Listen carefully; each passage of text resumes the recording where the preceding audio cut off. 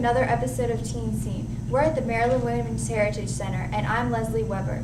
Today's episode is about Rachel Carson. Don't touch that remote. We'll be right back.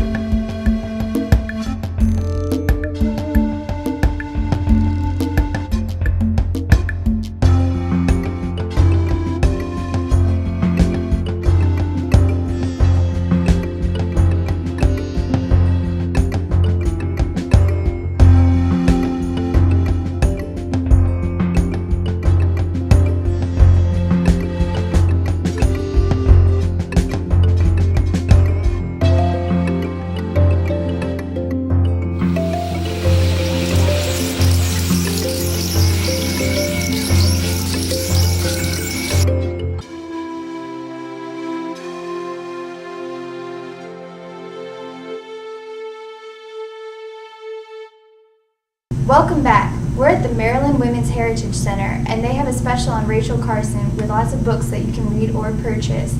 And right now, I have The Silent Spring. It's a really interesting book. She was an environmental awareness. She raised environmental awareness, and this book basically tells about the movement in the 21st century or the 20th century, and it really helped to raise a lot of awareness. What about your books? What did you get out of them? My turn. This book is about Rachel Carson's childhood and how when she was a kid, she wanted to help the environment. And I think that's really cool that she did that. I really like this book. Once there was a child whose love of nature would one day lead her to write a book that changed our world. My book has a part in it of Rachel Carson, and it says, "No other person had such a revolutionary impact on the way Earth is perceived." That's what Rachel Carson thought. So she wanted to do something that would help the environment, and she got really interested in it at a young age. My book is also about Rachel Carson, but in this book it talks about how focusing on education and challenges in the jobs and stuff like that. I have The Lost Woods by Rachel Carson. It's a book that tells about her opinions and her thoughts about the environment. And one of the quotes that I like in this book, it says, she looks forward to a day when we can accept our true relationship with the environment. My book is also on Rachel Carson and other women scientists. And on page 92, it starts talking about her, and it tells about her life and what she was able to accomplish. And there were some hardships for her, and this book tells about them and how she loved to write. She wanted to do writing so much, but then the situation came out, and she turned her back on it. Instead, though, she got into the environment, her lifelong passion, and that's what she's known for today. I think we can all agree that Rachel Carson is a very inspiring person, and these books are really good. But we're going to take a quick break. We'll be right back.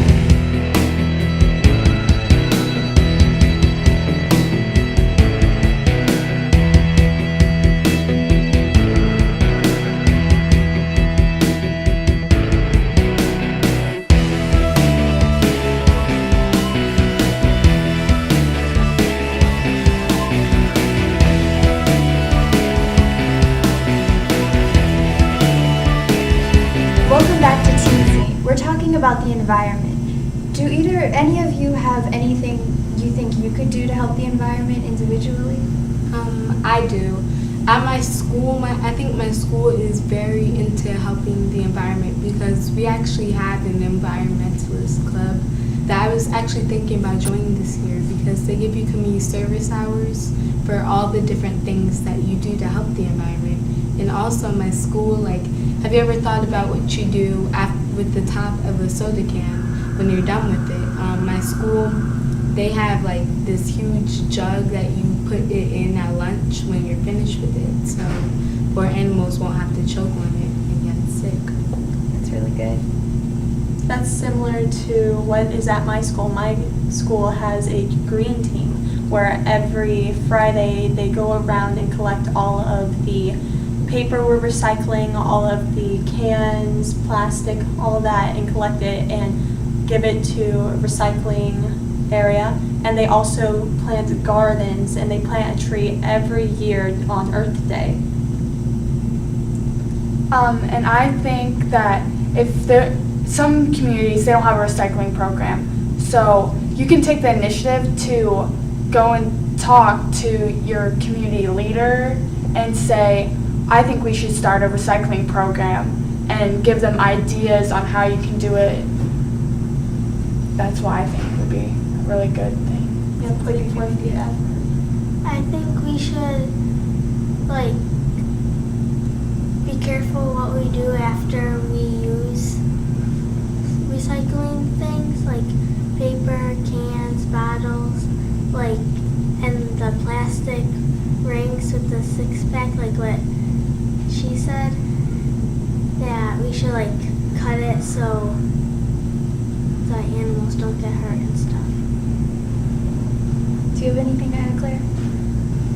I think if we buy lunch at school, I think we should think about how much trash we throw in the trash can. Like, I think we could save some of the trash and do art projects with it, maybe. Very true. That's a really interesting idea. I like that. I personally think that the way I could contribute more, and I definitely will start to, is to make better choices on like hygienic products, makeup, hair, because some of that stuff, the chemicals and fragrances are terrible for the environment, and there's better options out there. Yeah, sorry. I know most makeup, like on the back, sometimes it says this makeup was tested on animals, and that's not very good either, because if it's not approved, then it could potentially harm the animals. But there are types of makeup out there that are eco-friendly, and of course, aerosol cans, they hurt the environment by causing pollution to the air we breathe. And also, aerosol cans, the stuff is actually flammable. So if it gets like coated onto something and then like something happens, like it gets coated onto a tree and then there's like a forest fire, it just spreads to everything else. And that is a really bad thing. So I think we should use products that are eco-friendly. That's very interesting. It gets into the idea that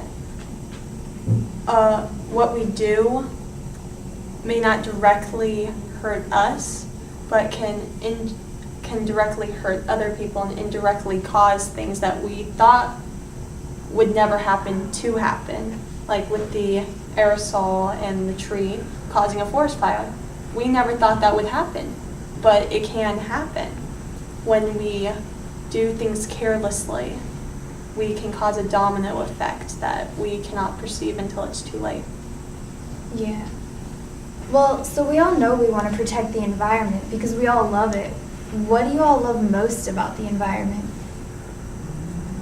Well, one summer a couple years ago, I was actually invited to come to a forestry camp in Virginia.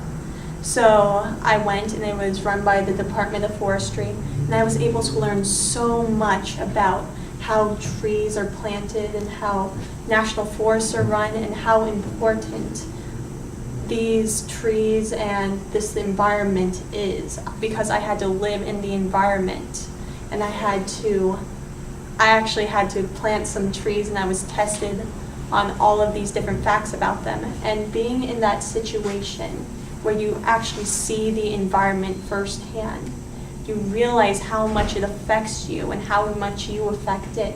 And I just love that. I love how we are connected to the environment in so many more ways than we thought.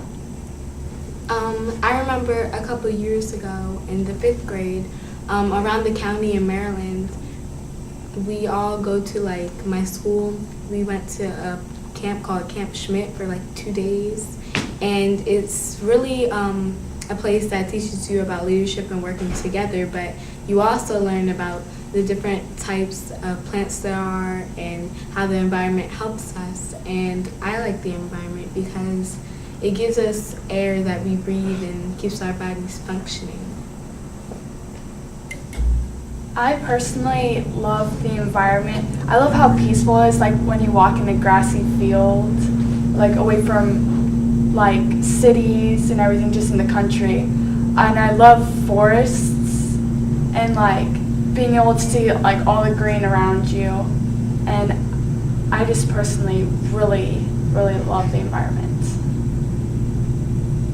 At my school, we plant gardens and we plant trees for the teachers, and we make it really pretty, and it's for the environment, and I love doing that. I think it's really fun. At my house, I help my mom like plant trees and flowers, and when they bloom, it looks really pretty, and so does everything else in the environment. One of my favorite pastimes is camping. It's something my family did every single year. And so going deep in the woods with all the smells of grass and fresh trees and sometimes not so good smells, I think it's like the most peaceful, calming feeling. And then like maybe even taking a hike and you see a creek. I just think that's one of the best feelings you can get. It's so relaxed, so stress-free, and you're just like at one with nature. I would hate to lose that just because of stupid choices I made or stupid things I didn't ever do. So the environment's really important to me because I never want to lose that pastime. Rachel Carson is one of our heroes, and we're really glad to be here today. Don't go away. We'll be right back.